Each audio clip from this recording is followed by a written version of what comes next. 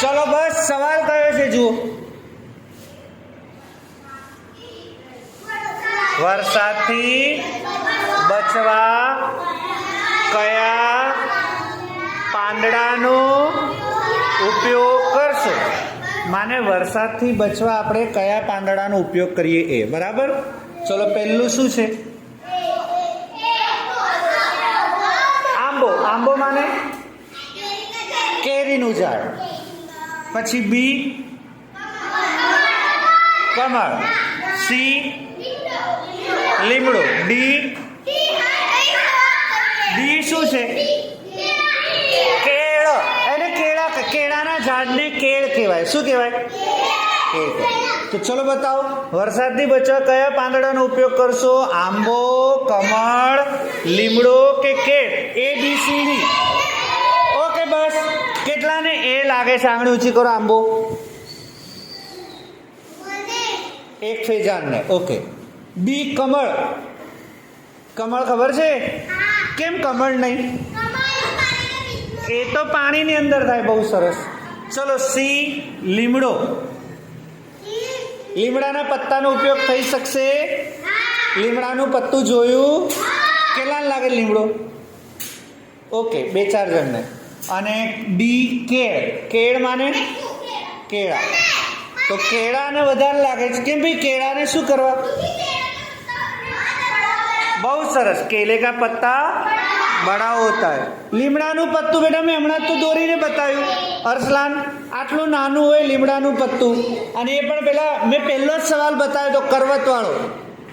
કરવતવાળો था કે નહીં? હા, તો એટલા નાના પાંદડાથી તમે વરસાદથી કેવી રીતના બચશો? इतना छोटा પત્તાથી તમે બચશો આવી રીતના? કેળાનું ઝાડનું પત્તું જોઈએ, મતલબ કેળનું પત્તું જોઈએ. કેળાનું ઝાડનું પત્તું આપણે અહીંયા હતું બગીચામાં. કેળાનું ઝાડનું પત્તું બતાવ્યું હતું તમને. કેળાનું ઝાડ જોયું? આપણે બગીચામાં હતું અહીંયા, સ્કૂલના બગીચામાં. કેટલા મોટા પત્તા હોય? બહુ મોટું પત્તે. વરસાદ આવે એને આમ ઓઢી લો ને તો વરસાદથી બચાય. તો આનો જવાબ કયો આવે? ડી કે.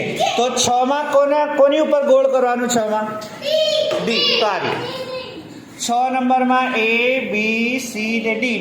ડી ઉપર તમારે ગોળ કરવાનું આવે. ચલો સમજાય છે બધાને? હવે આપણે આવી ગયા છઠ્ઠો સવાલ. ક્લિયર? તો હવે છઠ્ઠા સવાલમાં આપણે શું આવશે એ તમને બતાવું છું. ધ્યાન જો બચ્ચો, અહીંયા ધ્યાન આપી દો. બે ના કેટલા જૂથ બનશે? અમન મને પૂછતો તો આનો મતલબ શું?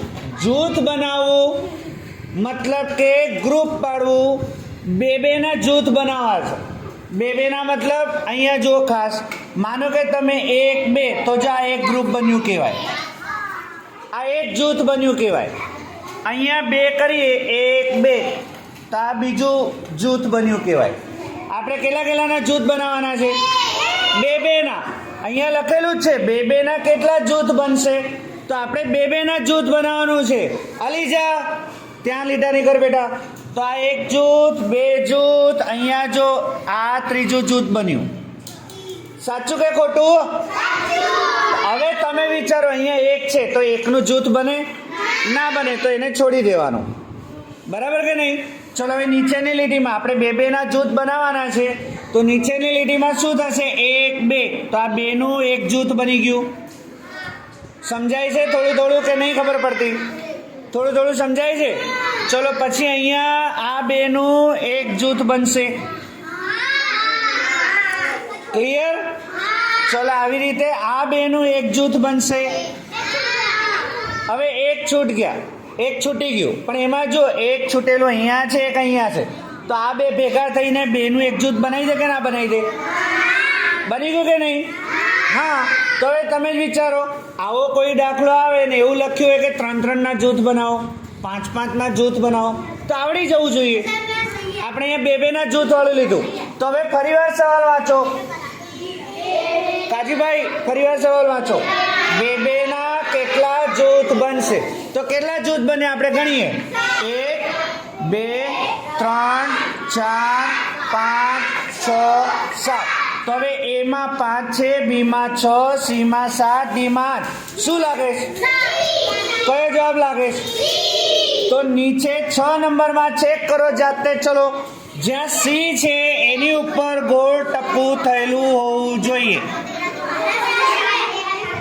ખાસ ચેક કરો. જો સાચું છે બચ્ચું લોક, જો સાચું છે તો સાચું કરીને 1 માર્ક લખો, ખોટું હોય તો ખોટું કરો. ચલો આજુબાજુમાં ચેક કરો, કોઈ ભૂસીને સુધારે નહીં. ઓર તમારું પણ સાંભળો, અને તમારું પણ જો ખોટું હોય તો ખોટું કરો. તમને કોઈ કંઈ બોલશે નહીં. આપણે ખાલી એ જોવાનું છે કોને કેટલા માર્ક આવે છે. કેટલું સમજાઈ ગયું? ઓકે. હવે માહેનૂરને જો એક ભૂલ થઈ ગઈ છે. માહેનૂરે શું કર્યું ખબર છે? માહેનૂરે કર્યું બી અને ડી. હવે સમજો, જવાબ અહીંયા આવે છે સી, પણ માહેનૂરે શું કર્યું બચ્ચું લોકો? અહીંયા ધ્યાન આપો. માહેનૂરે બીમાં પણ ગોળ કર્યું, સી ડીમાં પણ ગોળ કર્યું. માનો કે આવી રીતે તમે કોઈ 2 જગ્યાએ ટપકા કરી દો.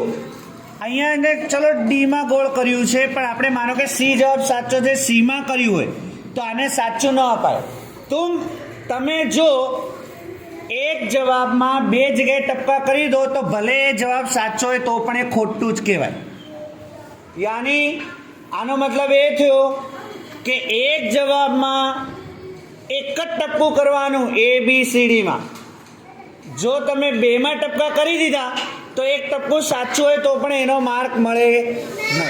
કેટલાને સમજાઈ ગયું? અહીંયા આપણો જવાબ સી છે, તો આપણે સી ઉપર ટપકું કર્યું હોય તો સાચું આપી દો. કેટલાને સમજાયું?